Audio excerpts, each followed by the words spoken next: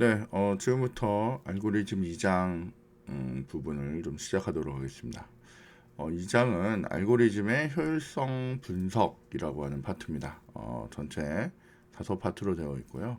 지금부터 하나씩 정리를 좀 해보도록 하겠습니다. 자, 맨 첫 파트는 알고리즘의 효율성이라고 하는 걸 얘기합니다. 알고리즘 효율성은 보통 두 가지 혹은 세 가지로 얘기를 하는데, 자, 여기 보시면 일단 알고리즘 시간 복잡도라고 하는 걸 얘기합니다. 그래서 저희가 이제 알고리즘이 얼마나 좋으냐 이런 거를 그 복잡도로 표현할 건데, 일단 첫 번째 시간 복잡도는 알고리즘을 얼마나 빠르게 수행이 되는지를 이제 표현하는 방법이 시간 복잡도라고 하는 그런 방법입니다. 자, 두 번째는 공간 복잡도라고 해가지고요. 알고리즘이 수행되는 동안 얼마나 많은 메모리를 쓰느냐, 그 요구되는 메모리 공간의 크기를 그걸로 얼마나 효율적인지를 이제 표현하는 방법입니다. 이거 말고도 그 얼마나 이제 가독성이 좋으냐, 뭐 이런 것들도 그 효율성 중에 하나인데, 그 수치로 나타내기가 쉽지 않기 때문에, 그러니까 뭐 어떤 사람은 뭐 어떻게 표현된 거를 보기 좋으면 좋다라고 이렇게 표현할 수도 있는데, 그런 걸 이제 숫자로 표현하기는 좀 어렵습니다. 근데 이제 시간 복잡도나 공간 복잡도는 이제 저희가 숫자로 표현할 수 있기 때문에 이 두 가지를 보통 평가 기준으로 많이 씁니다. 자, 알고리즘이 문제를 얼마나 효율적으로 해결할 수 있는지를 확인하기 위해서 알고리즘에 대한 효율성을 이제 분석을 할 겁니다. 이걸 어떻게 하느냐에 따라서 이제 많이 달라지는데, 뭐 실제로 저희가 뭐 작업을 하다 보면 효율성이라고 하는 부분은 뭐 크게 고민하지 않죠. 왜냐하면 이걸 돌릴 수 있느냐 없느냐 이게 더 큰 문제다 보니까 보통은 효율성에 대해서 크게 고려를 하지 않지만, 만약에 이미 동일한 알고리즘이 있다. 뭐 예를 들면 뭐 소팅을 하는데 어떤 애들은 뭐 버블 소팅을 쓰고 어떤 애는 퀵 소팅을 쓰고 어떤 애는 뭐 머지 소팅을 쓴다. 뭐 이런다 보면 어쨌건 얘 결과도 처음부터 끝까지 이렇게 줄 세우는 거고, 얘도 처음부터 끝까지 얘도 처음부터 끝까지 이렇게 줄을 세우다 보면 당연히 얘네들 중에 어떤 애가 더 좋다라고 하는 부분을 고려해야 됩니다. 그러니까 그런 시점이 되면 그때는 일단 그때부터 효율성이라고 하는 걸 고려하셔야 돼요. 최초의 경우에는 일단은 뭐 이걸 세울 수 있느냐 없느냐 이게 더 문제죠. 이제 한 줄로 세울 수 있느냐 없느냐. 근데 이제 이왕이면 이런 것들을 고민할 때 조금 효율적으로 쓸 수 있는 방법들이 있으니까 저희가 이제 알고리즘이라는 것도 배우는 거고, 그거를 통해서 과연 내가 만든 알고리즘이 얼마나 효율성이 있느냐 이런 것들도 이제 살펴보게 될 것입니다. 자, 그래서 이제 첫 번째 파트, 이 장의 첫 번째 파트는 알고리즘 분석 체계라고 하는 것을 이제 배워보도록 하겠습니다. 자, 알고리즘을 이제 분석을 할 때 저희가 고려하는 것으로는 일단 뭐 입력 크기가 어떻게 되느냐, 요거 저희가 좀 고려를 해줘야 됩니다. 그 다음에 이제 실행 시간의 측정 단위가 어떻게 되느냐, 이런 것들을 고려를 하고요. 증가 차수가 어떻게 되느냐, 뭐 이런 것을 고려하게 됩니다. 그런데 실제로 뭐 크게 영향을 주는 애들이 있고요. 뭐 크게 영향을 주지 않는 애들이 있으니까 저희가 그것에 따라서 이런 내용들을 좀 하나씩 살펴보도록 하겠습니다. 자, 우선 입력 크기에 대해서 일단 한번 보면 보통 뭐 저희가 고려하는 것 중에 하나는 배열이라고 하는 애들, 이런 애들은 이제 배열이 크기가 정해져 있기 때문에 내가 어느 정도 크기의 데이터를 사용할 거냐, 뭐 이런 것들이 사실은 좀 뭐 의미 있는 입력 단위가 될 것이고요. 그다음에 만약 링크드 리스트를 쓴다 그러면 연결 목록의 길이가 어떻게 되느냐, 뭐 이런 것들도 입력의 사이즈를 결정하게 되는 겁니다. 자, 행렬에서 행과 열의 크기, 이게 사실은 이제 2차원을 이제 쓰게 되는 시점이 되면 이제 어떻게 될 거냐, 뭐 이런 것들도 이제 저희가 고려를 해야 되고요. 그래프에서 정점과 간선의 수, 이런 것들도 저희가 이제 처리를 하는데, 이제 나중에 여러분 이제 점점 보시면 알겠지만 저희가 이제 그래프라고 하는 애를 보통 표현할 때 저희가 그림으로 이렇게 표현합니다. 이렇게 동그라미하고 동그라미하고 이렇게 간선을 연결해서 요렇게 뭐 요렇게 표현을 하고 있거든요. 그래서 이 정점이 A, B, C다. 이렇게 표현이 된다면 보통은 이거를 저희가 보기에는 이제 마치 정말 링크드 리스트가 있어서 이렇게 얘랑 얘가 연결이 되고 많이 양방향 이렇게 양방향으로 연결되고 뭐 이런 식을 사실 표현할 거거든요. 이게 이런 걸 표현할 건데 이거를 실제로 이제 링크드 리스트로 표현하는 것보다는 보통은 요거를 3x3짜리 그러니까 이쪽이 A, B, C 이쪽이 다시 A, B, C라고 돼 있어서 A에서 B로 가는 간선이 있느냐 A에서 B로 가는 간선이 있느냐 혹은 뭐 B에서 A로 가는 간선이 있냐 B에서 A로 가는 간선이 있느냐 그죠? B에서 그러니까 다시 이제 A에서 C로 가는 간선이 있느냐 A에서 C로 가는 간선이 있고 그 다음에 B에서 C로 가는 간선이 있고 뭐 이런 식으로 이제 뭔가를 이제 표현하는 그런 그래프를 이제 나타내게 됩니다. 이렇게 나타내서 이걸 보통 저희가 인접 행렬이라고도 얘기하고요. 그 그래프를 표현하는 방법으로 이제 쓰게 되거든요. 그러니까 뭐 이렇게 표현하는 방법이 있고요. 아니면 여기 한쪽은 정점을 표현하고 한쪽은 요 간선들을 표현해 가지고 A에서 B로 가는 간선 뭐 이런 식의 표현을 통해서 아니 뭐 이렇게도 표현하고요. 뭐 여러 가지 표현 방법인데 그런 것을 이용하는 그래프로 나타내기도 이제 합니다. 그러니까 매트릭스 가지고도 이제 표현을 하거든요. 그러면 이제 그런 입력 들어오는 애들이 정점이나 간선의 수들이 어떻게 되느냐에 따라서 이제 알고리즘을 처리하는 방식들이 이제 달라지게 됩니다. 자, 일반적으로 저희가 보통 얘기할 때 입력 크기가 작으면 아무래도 빠르게 됩니다. 입력 크기가 커지면 아무래도 시간이 많이 걸리게 되죠. 그러니까 당연히 입력 크기에 따라서 우리가 만약 정렬을 한다. 그럼 정렬 시간은 이제 차이가 나게 됩니다. 간단하게 생각해 보면 많을수록 이제 시간이 오래 걸리는 그런 일이 발생하게 될 거다라고 우리는 생각할 수 있습니다. 자, 뭐 지금 보듯이 이렇게 경복궁 뭐 이렇게 지역들마다 이제 그래프로 이제 표현한 건데 내가 정점의 개수가 하나, 둘, 셋, 넷, 다섯 개고 간선의 수가 뭐 7개가 있고 여기 이렇게 뭐 웨이트가 이렇게 걸려 있다면 비중이 이렇게 걸려 있다면 이제 어떻게 가야 덕수궁에서 창덕궁까지 덕수궁이 어디 있나요? 예, 여기 덕수궁에서 창덕궁까지 뭐 갈 수 있는 길은 뭐 굉장히 많죠. 뭐 이렇게도 가고 뭐 이렇게 돌아서도 막 한참 돌아서도 갈 수 있고 뭐 이런데 어떻게 가야 빠른 길로 갈 거냐 이런 것들을 이제 나중에는 좀 심각하게 찾게 됩니다. 그때 중요한 건 정점의 수나 간선의 수가 어떻게 되느냐 이런 것들이 저희가 평가할 때 중요한 상황이 될 겁니다. 자, 그 다음에 이제 저희가 이제 시간 측정 단위도 굉장히 또 중요한 그 요소가 되는데요. 저희가 이제 시간을 잴 때 우리가 보통 뭐 알고리즘 어떻게 되냐라고 할 때 보통은 그렇게도 많이 하죠. 이제 프로그램 딱 시작하는 시점에 이제 시작하는 시간을 딱 측정하고 그다음에 끝나는 시점에 측정을 한 다음에 어떻게 해요? 끝 시점에서 시작 시점을 빼면 이들 사이에 간격이 이제 튀어나와서 요게 수행 시간이다라고 이제 할 수가 있는데 문제는 뭐냐면 내가 어떤 컴퓨터를 쓰냐에 따라서 내 CPU 상태가 어떠냐 그리고 내 현재 메모리 상태가 어떠냐 뭐 혹은 뭐 여러 가지 상황들이 있을 건데 그 상황에 따라서 이 시간은 그러니까 시작 시간과 끝 시간을 측정하는 이 시간은 굉장히 달라집니다. 그러니까 예를 들면 뭐 내가 옛날에 뭐 되게 구닥다리 286 컴퓨터에서 측정했던 이 시간하고요.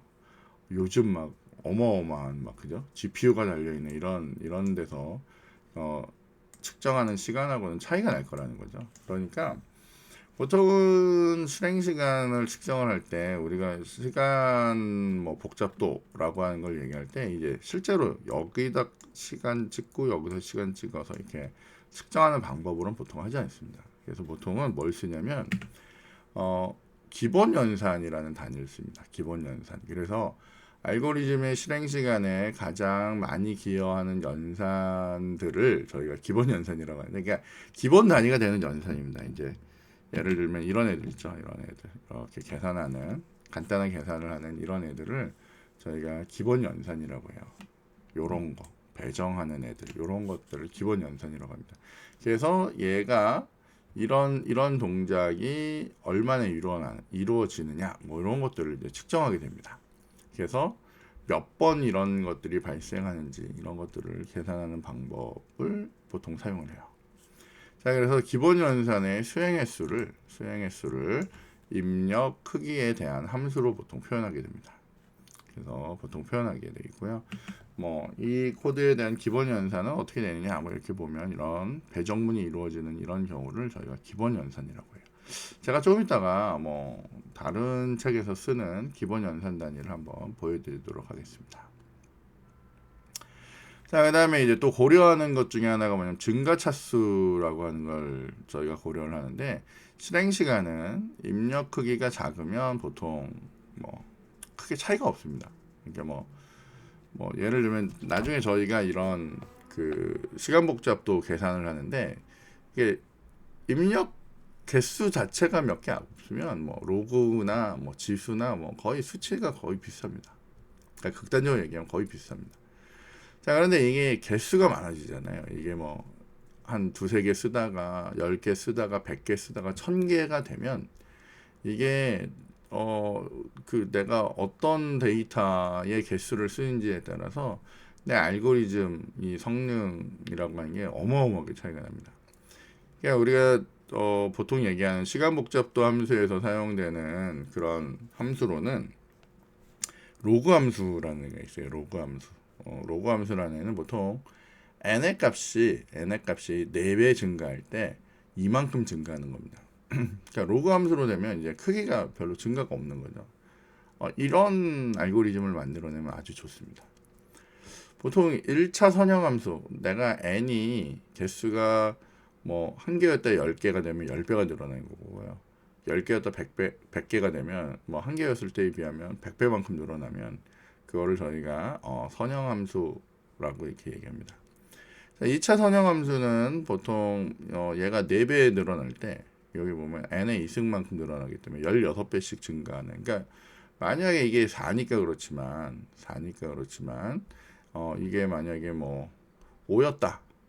얘가 5배 증가하면 5, 25, 그러니까 25배가 증가하는 거죠. 그러니까 개수가 하나 늘어나는데 배수는 훨씬 많이 늘어나는 거예요. 16배에서 25배로 늘어나기 때문에 시간이 엄청 많이 걸리는 거죠. 이 정도 되면 좀 힘듭니다. 대부분의 알고리즘이 이런 경우들이 많아요. 자, 그 다음에 이런 2의 n승이 나오는 경우, 이거는 n값이 4배 증가하면 여기 이게 4배 증가하면 2의 4제곱 증가하는 겁니다. 어쨌건 배로 막 한참 증가하는 거죠. 그러니까 여기가 10개 증가하면, 그러니까 이게 10개가 되면 우리 수치로 얼마예요? 1024배만큼 증가하는 그 상황이 벌어진다는 거죠. 그러니까 시간 복잡도 함수의 입력이 어떻게 되는지에 따라서 내가 구해 놓은 알고리즘이 어떤지에 따라서 그 속도는 어마어마하게 차이가 나는 그런 일이 벌어질 거예요. 그래서 증가차수라고 하는 것도 저희가 좀 잘 고려를 해야 됩니다.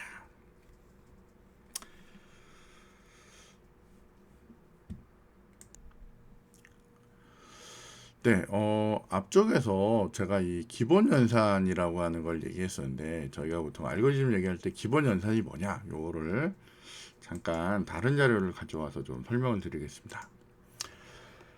자, 이거 뭐 저희가 보통 자료 구조 시간에 많이 보는 그런 슈드 코드거든요. 자, 뭐 피보나치라고 하는 애 이제 구하려고 하는데 뭐 이렇게 라인별로 이렇게 보통 적죠. 뭐 피보나치라는 애는 1번, 2번, 3번 이렇게 해서 라인번호를 막 적습니다. 라인번호를 막 적고 거기에 이런 슈드 코드들을 이렇게 막 적게 돼 있어요.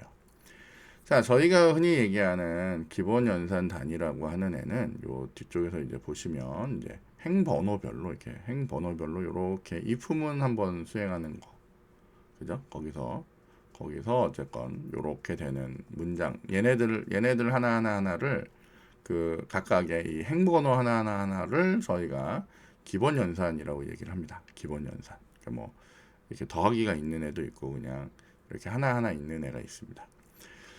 자, 그런데 여기 중간중간에 보시면 어쨌건 지금 일단 진행을 해볼게요. 자, 근데 얘가 만약에 여기 보듯이 n이 0보다 큰 경우, n이 0과 같은 경우, n이 1인 경우 보시면 저희가 수행된 연산을 보면 자, 만약에 n이 0보다가 작은 경우라면 일단 얘 문장은 하나 수행이 될 거고요.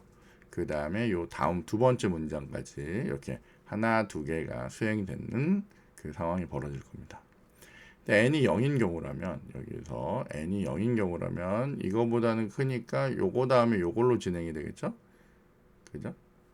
그래서 요거 문장 수행이 되고요. 그 다음에 아까 스탑이 있던 문장은 수행이 되지 않고 내려와서 요 문장 수행하고 요거 수행해서 이제 정리가 되는 이런 경우입니다. 그리고 n이 1인 경우도 요렇게 그러니까 지금 실행되는 게 이렇게 하나, 둘, 세 개 뭐 이렇게 요런 식으로 기본 연산이 수행이 된다고 보시면 돼요. 그래서 그 요거 개수만큼 이제 실행이 됩니다. 자, 근데 일반적인 이 알고리즘들은 보통 그 숫자가 여기 들어온 n의 수가 0이나 뭐 0보다 작거나 0이나 1이 아닌 그 밖의 경우가 나오기 때문에 얘네들을 이제 타게 되겠죠. 자, 그래서 그 다음에 보시면 일반적으로 n이 1보다 큰 경우에 대해서 보면 맨 처음에 문장을 수행할 거고요. 그 다음에 문장도 물어는 보겠죠. 그러니까 이 부분이 실행은 안 되고 그러니까 다시 여기 보면 물어는 보고 실행 안 되고 물어는 보고 실행 안 되고 그 다음에 실행 되겠죠. 그리고 여기에 와서 이거의 개수만큼 여기 문장들이 수행이 된다는 얘기예요. 그래서 여기 보면 실행 빈도수를 보면 얘가 한 번, 여기 한 번, 여기 한 번, 여기 한 번, 그리고 7번 문장 같은 경우는 n번. 그러니까 지금 7번 문장을 보면 이 부분은 내가 갖고 있는 개수만큼 돌기 때문에 이건 n번. 그 다음에 여기는 조건이 돼서 만약에 만족이 안 되면 이제 빠져나가기 때문에 요 안에 있는 애는 그 n번보다는 하나 적은 개수만큼. 그래서 여기 8, 9, 10 뭐 이런 문장은 n-1번씩 수행이 돼요. 그리고 빠져나가서 만나는 문장은 한 번, 그 다음 문장은 뭐 0번 이런 식으로 얘는 실행 빈도수라고 하는 걸 이제 카운트를 할 수가 있습니다. 그래서 저희가 지금까지 구한 저 수많은 애들에 대한 총 빈도수를 구하면 이렇게 한 번 수행되는 애, 0번이네, 막 이런 식으로 다 더하겠죠. 이 경우는 n번이네, 여기는 n-1번, n-1번 이런 식으로 다 더합니다. 다 더해서 나오는 실행 빈도수를 우리가 이렇게 구해낼 수가 있거든요. 요거 조금 이따 저희가 비고표기법이라고 하는 데서 사용할 그 기본 연산에 대한 실행 빈도수를 표현하는 방법입니다. 그러면 기본 연산이라는 게 이런 각각의 문장을 기본 연산으로 취급을 하는구나 라고 이제 여러분이 이해를 하시면 될 것 같아요. 그래서 그것들을 이제 처리를 하게 될 겁니다. 그리고 그때 수행되는 애들을 저희가 이 입력되는 크기 뭐 이런 식으로 이제 생각을 할 거고요. 그래서 저거를 뭐 얼마나 많이 쓰게 될 거냐 뭐 이런 것들을 이제 저희가 다음 얘기에서 처리를 하게 될 것 같습니다. 자, 일단 첫 번째 부분은 여기까지 저희가 진행을 하고요. 다시 한번 얘기해 보면 여러분들이 이제 이런 여기서 이걸로 하죠. 입력 크기. 뭐 아무래도 커지면 커질수록 뭐 그런 개념을 가지시면 되겠고요. 실행 시간은 정말로 시계로 재는 건 아니고 어떻게 해요? 기본 연산 단위를 기본으로 이제 할 거고. 증가차수라고 하는 거는 내가 n이라고 하는 애가 1개일 수도 있고 10개일 수도 있고 1000개일 수도 있는데 그때 그것들이 증가함에 따라서 내가 내가 만들어 놓은 알고리즘이 뭐 예를 들면 뭐 똑같이 늘어날 수도 있고 2배만큼 늘어날 수도 있고 뭐 n의 2승만큼 혹은 뭐 2의 n승만큼 뭐 이런 식으로 뭐 여러 가지 증가 차수라는 게 이제 발생할 수도 있다는 거예요. 그래서 얘네들을 다 고려해 가면서 저희가 알고리즘이라고 하는 것을 이제 분석하게 된다라고 하는 식으로 정리하시면 되겠습니다.